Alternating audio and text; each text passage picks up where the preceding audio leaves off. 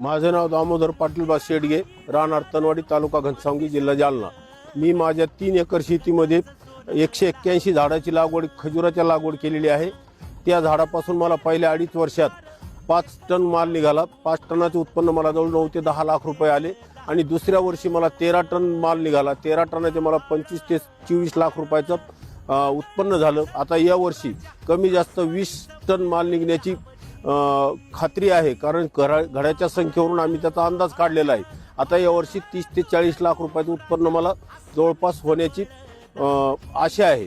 आणि जवळजवळ ह्या मालासाठी झिरो मेंटेनन्स खर्च, झिरो बाकी खर्च, लेबर पॉवर हे सगळं कमी लागतंय, कारण ट्रॅक्टरनी सगळी मेहनत होते।